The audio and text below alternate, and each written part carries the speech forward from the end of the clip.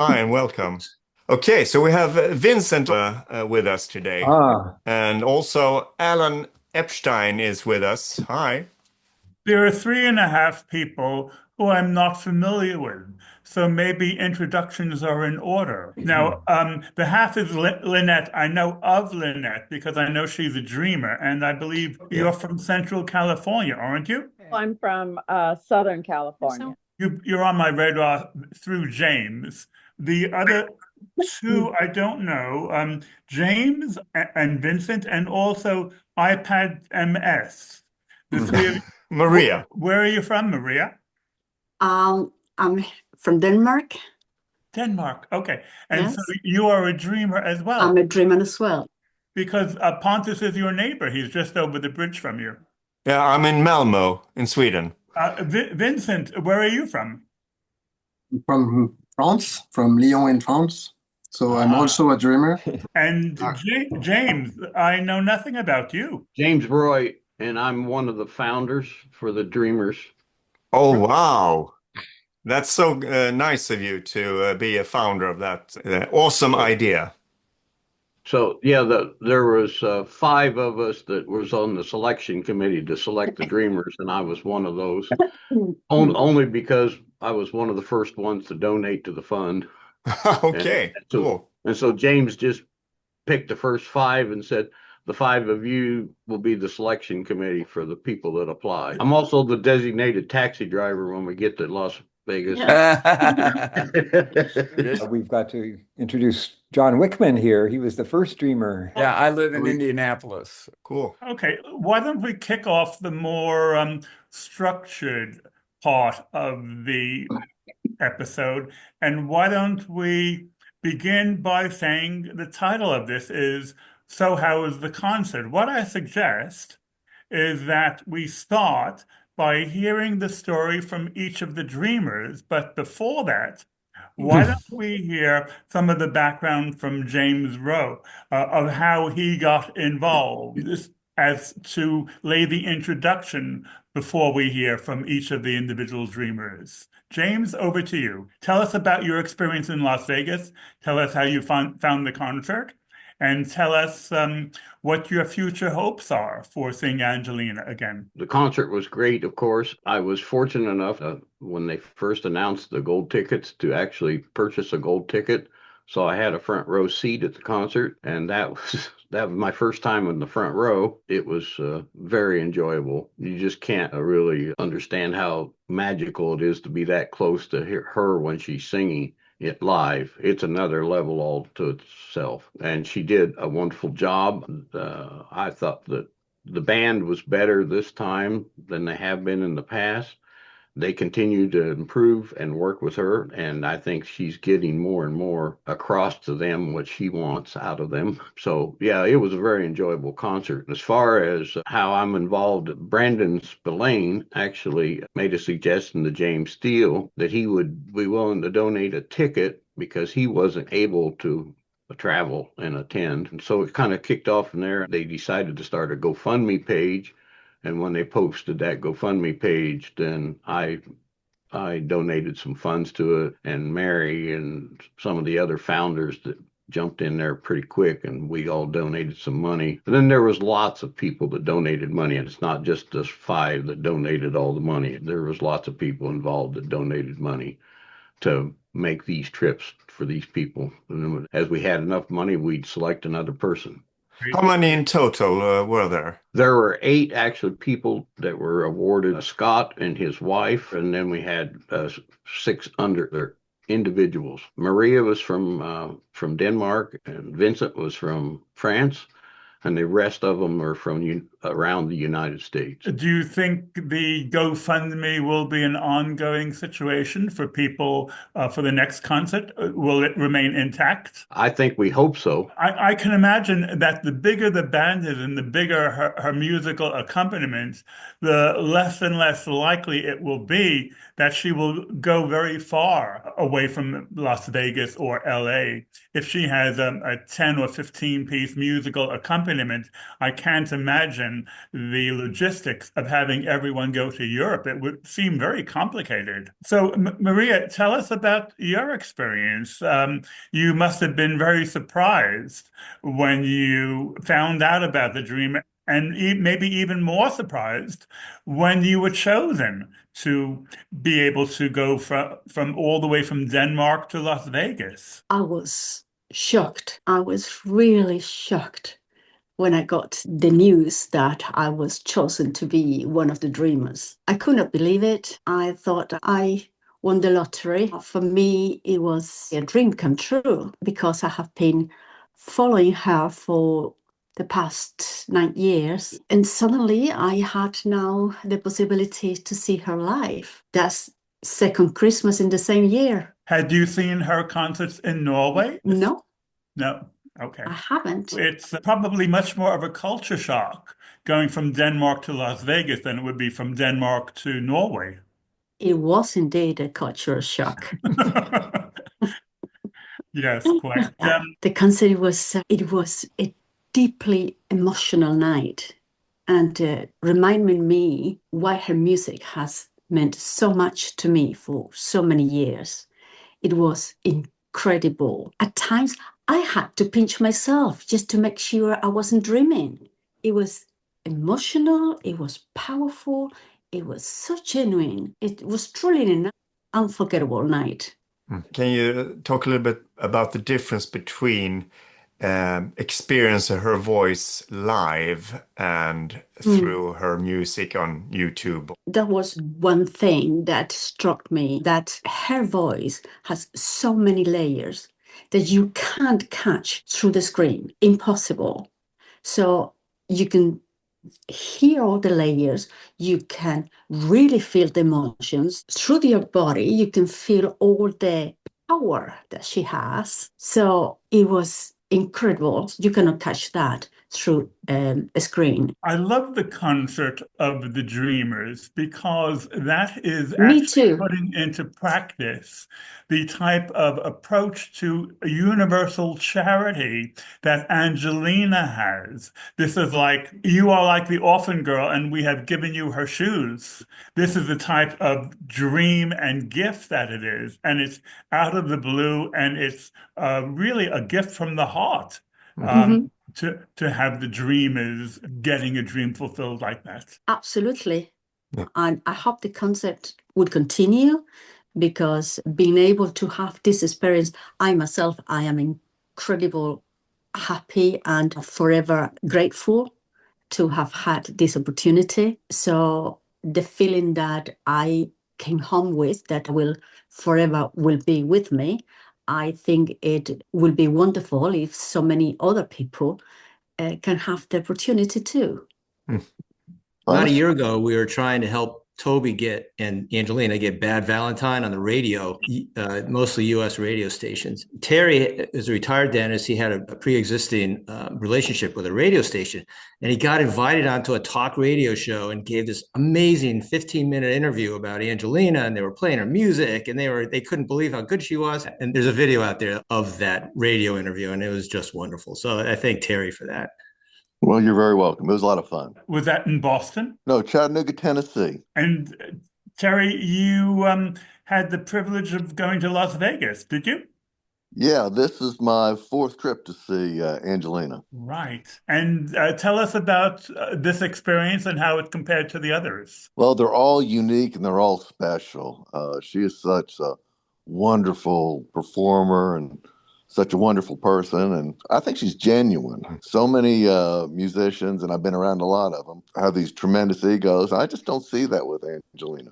A lot of her fan base are really very struck by her humility and by her grace.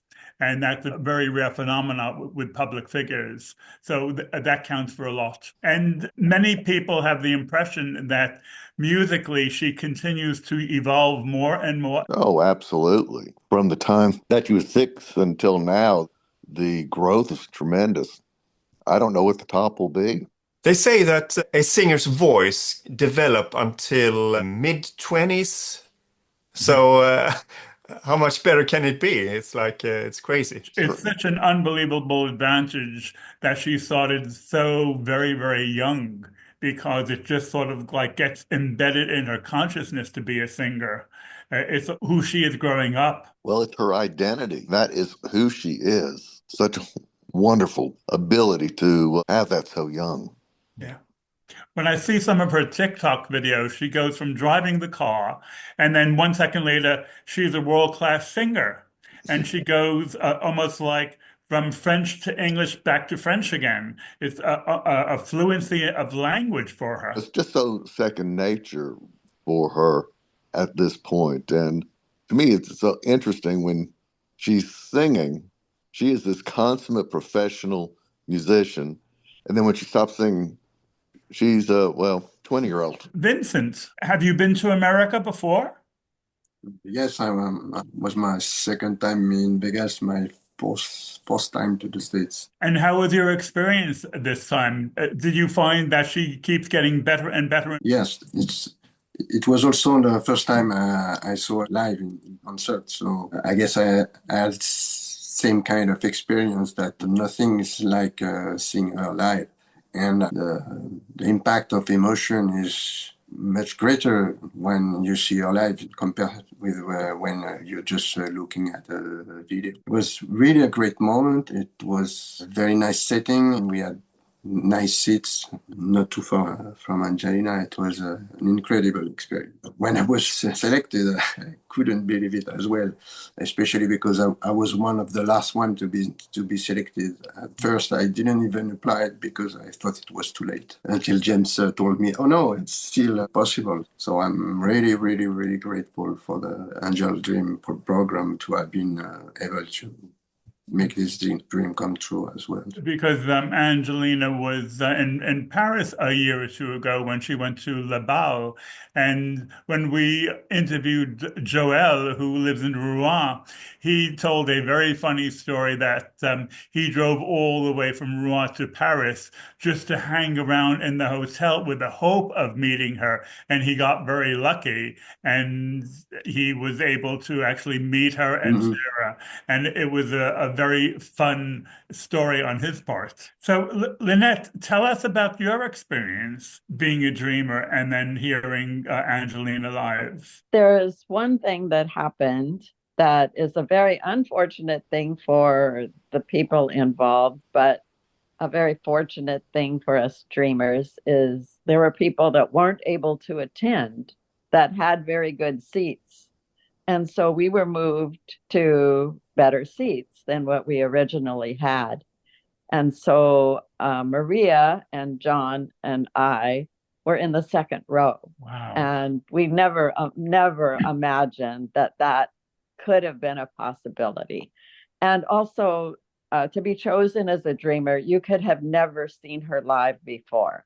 That was one of the qualifications. So it's like the music moves through you. When you're listening to her on a CD, you get a little bit of that, but you're hearing it through your ears. But it just comes through your body and feels like it's just all around you. It's incredible. And the band was amazing as well. This is turning out to be a commercial for her upcoming concerts. It looks more and more like she has found her band for the future. I think now this is the third time she's had the same group. So I think this is probably her way forward. And I think there will be less and less experimentation with the band in the future because I think everyone was very happy with her backing. So John Whiteman, tell us about your situation and tell us how you found the concert. Well, I was the first dreamer selected. So Steve Ackerman set me up and asked me to join the live stream. And I didn't know why, but I just did because I usually do what Steve tells me to do. I was floored. I was in tears. I couldn't even react. Everybody was thanking me, and I just couldn't respond at the time. But the concert itself was insane. It was better than I could have imagined. And like Lynette said, we got bumped up to the second row, and I was maybe 25 feet from her. Yeah, her music just goes right through you. Real quickly, I want to make a shout out to Dave Ross. He's one of the founders that wasn't able to go to the show, but we've become fast friends. It's so much more than just a concert. It's about the community. And I'm sorry, I get emotional. So that's fine. We all get emotional when we were talking about Angelina. James Roy and I were responsible for transporting people from the airport to the hotel. It first started out that we were going to do it for the Dreamers. Yeah, Chris, yeah, you were one of them. And then we decided, let's just include everybody. And I mean, at times it was a logistical nightmare because we didn't have contact information for a lot of the people. We didn't know what flights, what terminal they were coming in, but I wouldn't have changed anything. It was a great experience getting to help out the Dreamers and everybody. It's nice to have such a big international group who are recognized and who are connected by Angelina's sense of charity and benevolence. And that's like a main feature. And it's done in a very gentle, very safe way. And everyone feels very secure and easy around this. And we talk about it like it's a common currency. I really, really like that. That's one of the big advantages of being an angel, because Yes. I feel I'm in an angelic community, and the concept of dream is like the essence of it. This is like putting it into practice. It's the essence of Angelina also. It's not rocket science, but charity begins in the heart. And once you realize that and tune into that, it's a very comfortable feeling to have in your heart. So I think we have heard from all of the dreamers, if I'm not mistaken. So let's hear from some of the regulars. Alan Epstein, you don't have very far to travel from LA to Las Vegas to hear Angelina. And you wrote an interesting email at some length about how you found the experience. Tell us about it. Well, it was great. It's my fourth trip. I've been to Norway. I've been to 3 or 4 other concerts, including the other Westgate ones. So for me, it was like a homecoming.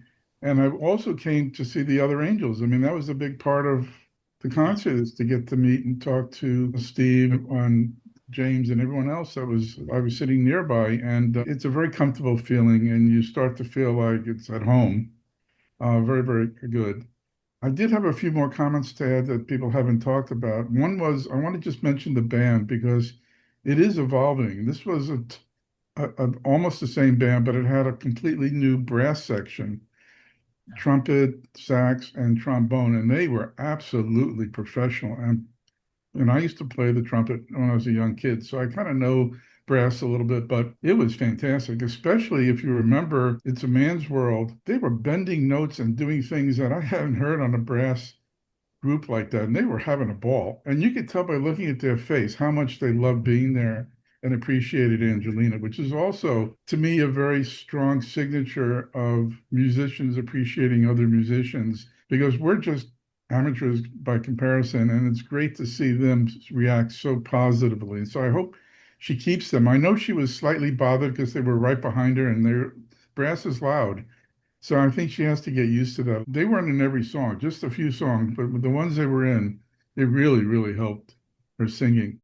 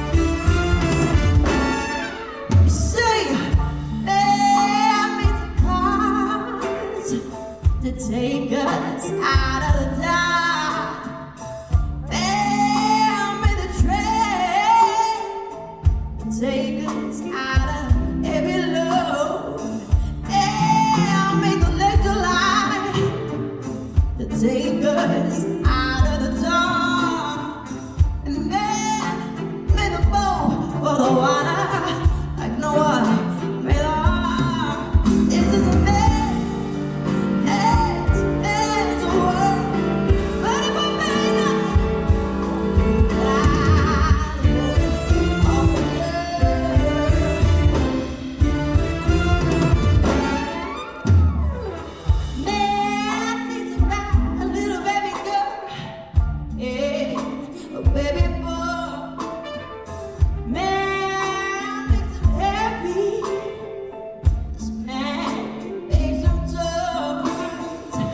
And the other thing I wanted to say is after the concert, I was very excited to get to see Nina Schoenfeld again.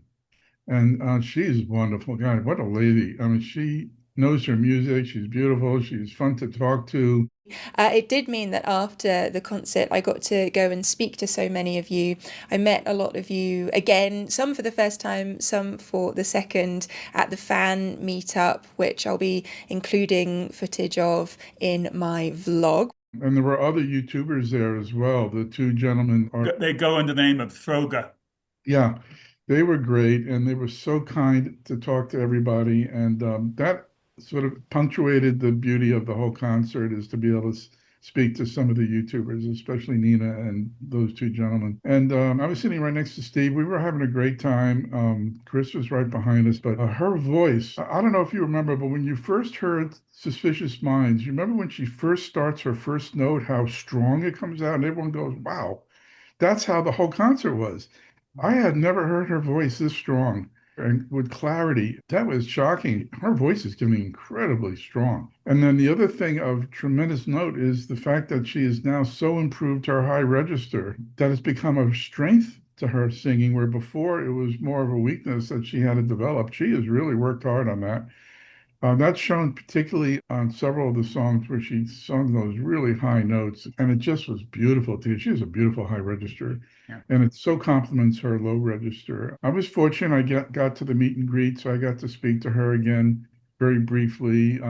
There was a lot more security at this meeting, so you didn't have a lot of time. I couldn't get to meet Sarah or Mary or Juliet or anybody else. They were not near us anymore. So there was a lot more security, which was a little weird feeling, but there may have been reasons for that. Who knows? And I did bump into Michael and got a long talk with him. So all in all, I just adore her and would do anything for her. And just like everyone else, I get very emotional too around her. Yeah. I had given her as a present in the last Westgate 8 books to read, which came from a very good master's class that I took at college at Osterlin University, where I went. And I felt that because she's not going to college, that perhaps this would be a way for her to continue her education. So I asked her if she had read any of the books, and she said, well, I've been looking at them, I'm getting ready to. So, so I recommended that she read Shogun first because of her Japanese background, and she'll just absolutely love that book. So I enjoyed meeting her. I was also very shocked at how tall she is. I mean, I don't know if she's growing, but she towered over me, and I'm 6 feet.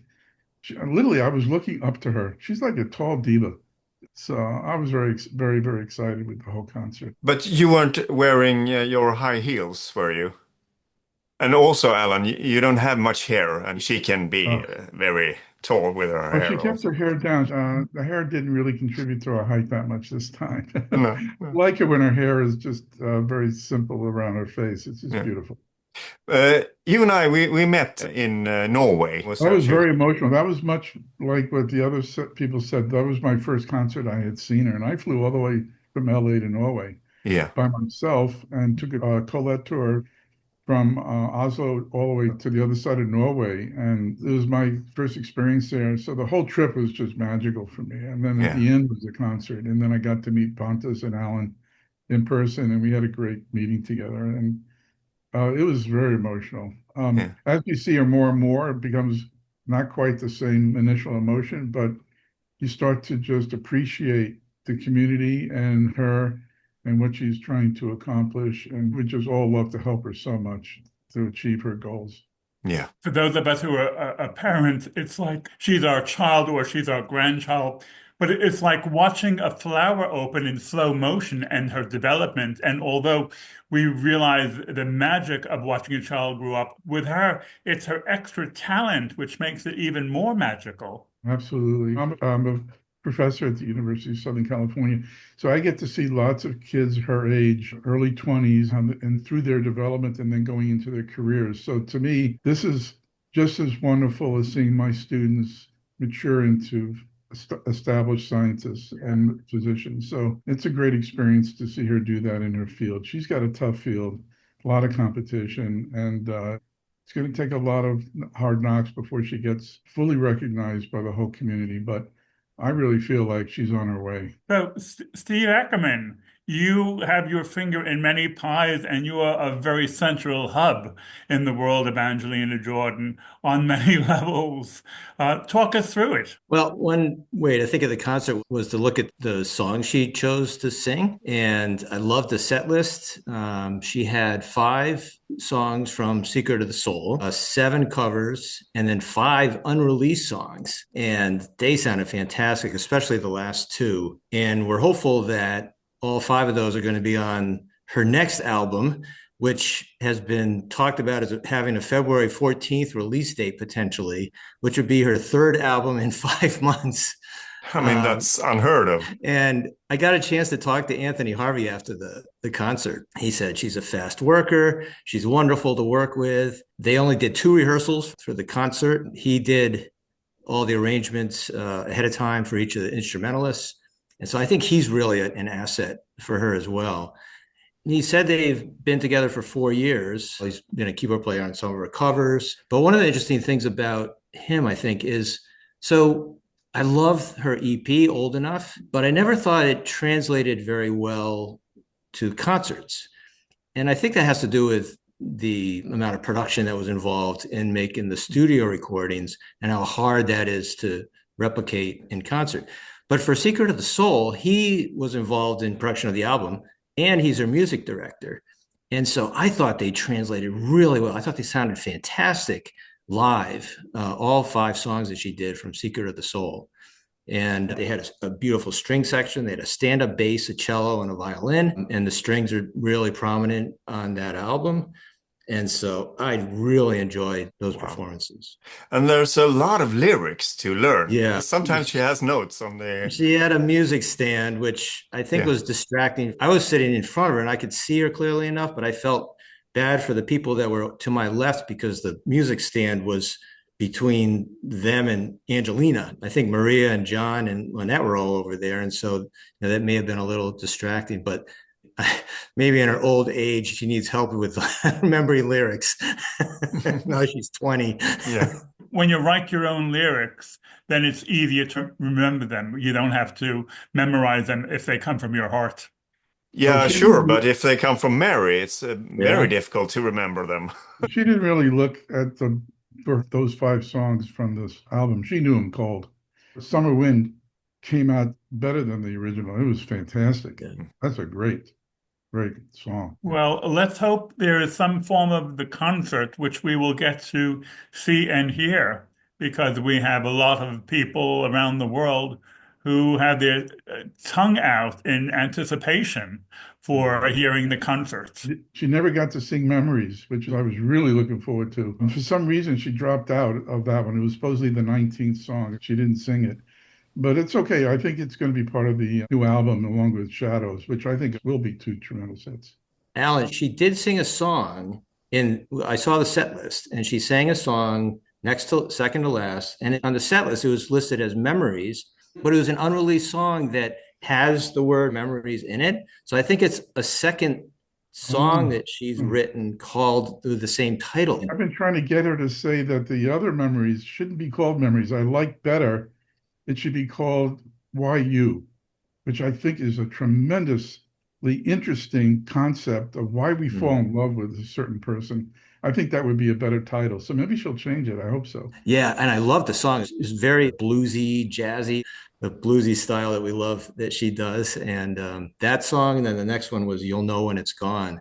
Those are 2 of my favorites of the 5 unreleased songs. The original songs were wonderful.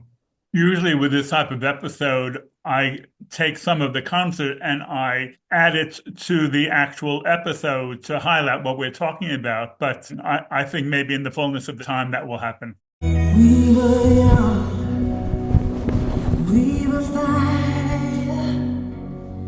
I believed in every word you said.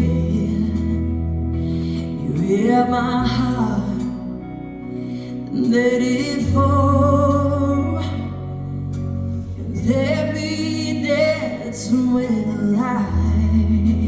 You played your games, I played my soul. I gave you more than you could hold. You thought the world was just for fun, but love don't shine for everyone.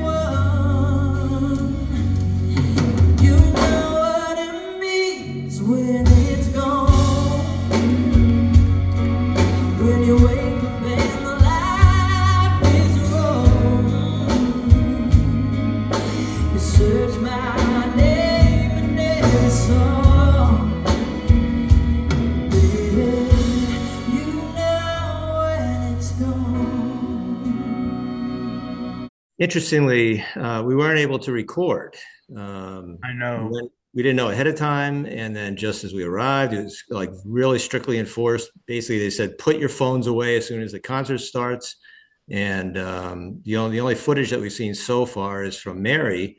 Thankfully, she's released footage, mostly from the side of the stage. The audio is not that great, but at least we have that for now. And there were screens on each side of her up above. So there were at least 2 cameras that were recording video.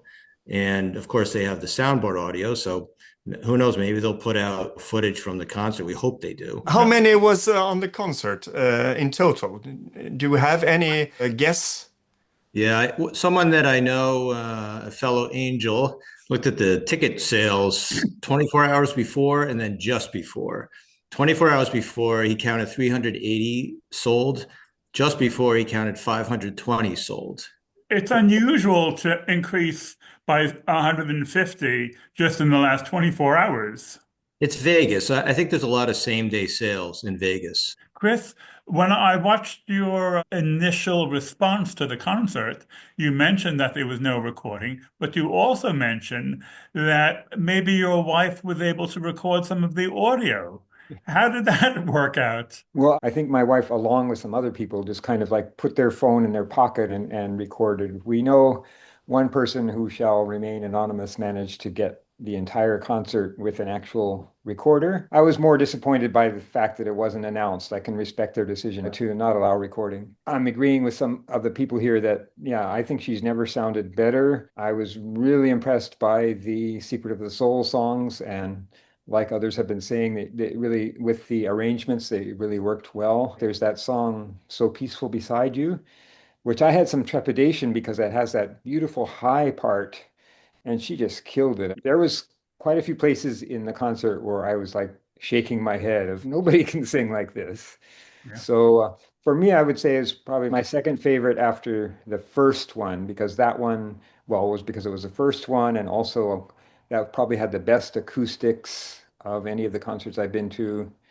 When I was in Norway in 22, I didn't meet you, Pontus, but I did meet Alan because he was at the Kongsberg one. That's when I got my first introduction to just how much better she sounds when you're actually there than on a recording, as some of the Dreamers have talked about. But the thing is, even though now I've seen 5, when she opened her mouth, I was surprised at just how it just goes through you. In addition to those songs from Secret of the Soul, she did this fantastic cover of Tennessee Whiskey. That was really amazing.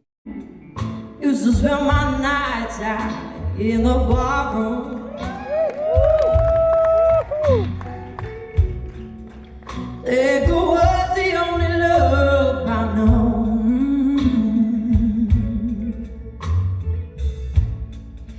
But you rescued me from reaching for the bottom. You brought me back from being gone. With smooth, Tennessee whiskey. You're as sweet as strawberry wine. You're as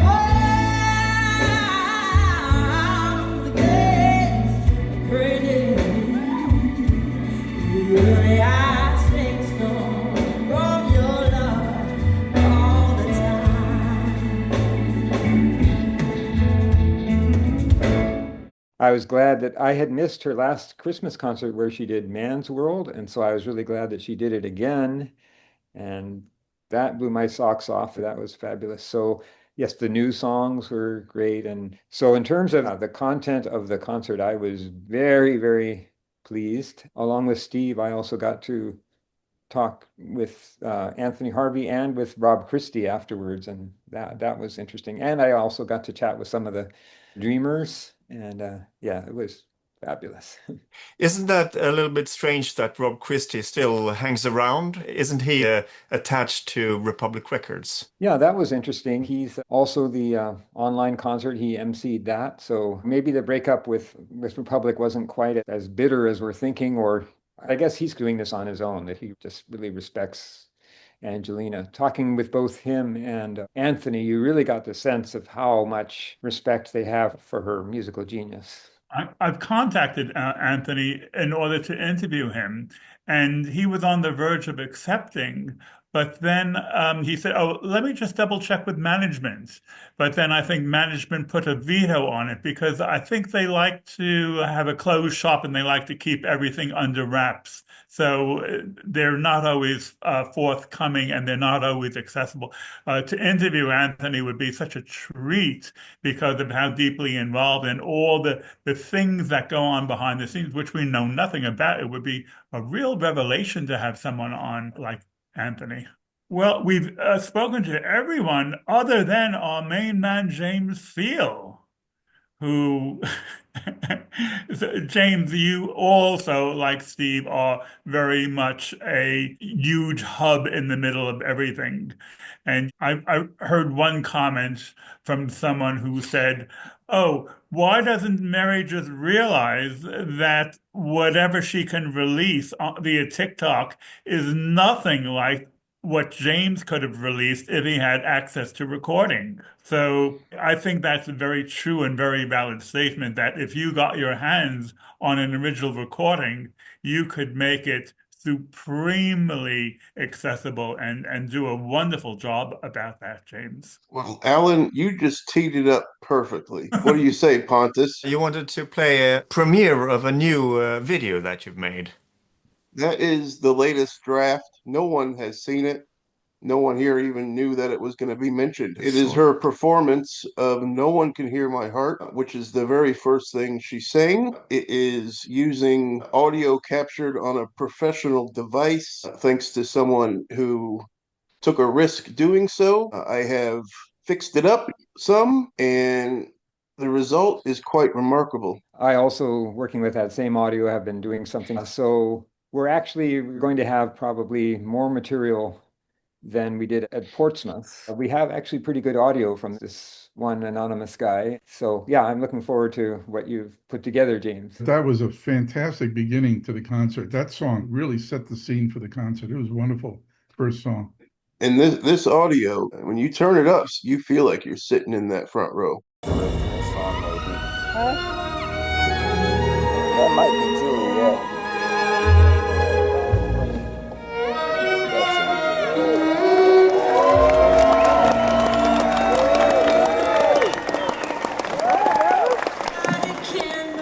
In the dark, shadows still dance on the wall. I whisper secrets in the night. No one hears my silent calls. My hands are shaking from the this room is full, yet I'm alive. No one can hear my heart when it breaks without a sound. No one can feel this fire burning me from the inside out. I gave it up.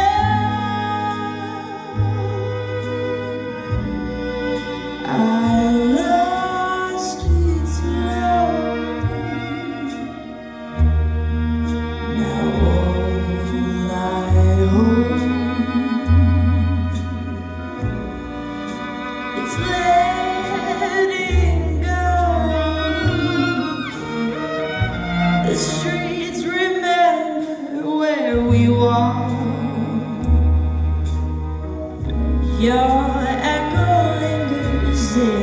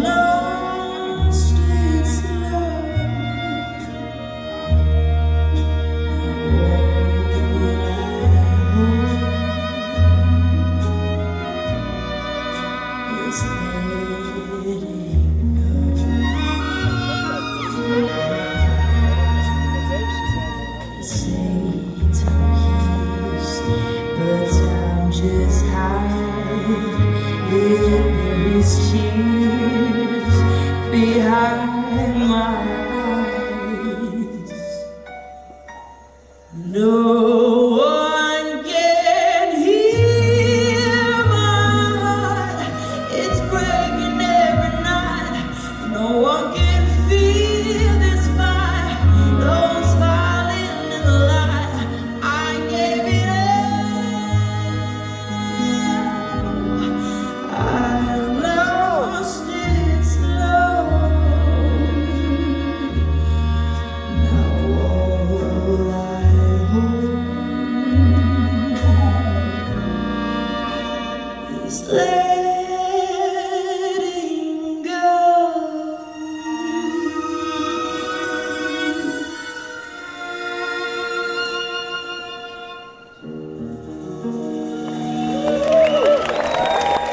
Oh my God. Hello, everybody. How we doing? I am so happy to be here again. I said, that band is ready. Mm. You've got a fantastic group behind you. So I was glad I got that to say that to her directly. As James was saying, that is a really good quality recording. I'm always struck, though, that when you are there, there's another added element. So no matter how good of a recording that you hear of Angelina Jordan in a concert, you have to see her in concert. I was expecting James would be using a little bit of Mary's video. A lot of it is not really usable, but then there's these pretty long sections where you get a good view of her face singing. And so that's what I'm going to do. I'm going to incorporate some of that using the good sound. I just wanted to follow up with James Thiel here, because you're famous, of course, for recording the concerts and putting a lot of effort in that. And this time you weren't able to. So how was this time different for you emotionally, or just being there in the moment? It was good. There was 2 seats at the end of the front row that weren't taken, so I just skipped on down there and crunched down into the seat and tried to focus on what was going on. But this is what Chris and I do, right? We go record and we create the videos. So you'd probably think that I might be angry or at least disappointed. Not the case. They say no video. Perfect. But that is with the caveat that I hope you're recording it. If you don't want us to do it, I hope you're doing it. But I don't know that they were. They had the screens, and I thought maybe they would put something together. It's still possible, obviously, that they will. I hope they do, because I'm more than happy for them to take our job. We want quality. We don't have to do it. We can't create the quality that they could. So they want to do it, by all means. Luckily, we have good audio, and Secret of the Soul, that's all we had there too. So we will create something with what we got. Well, I hope that we 12 people can meet again in person in the next year or two. Now that we know what each other look like, it will be very easy for us to all shake hands, and whether it be Paris or London or New York, or who knows, Pontus and I might yet go to Las Vegas.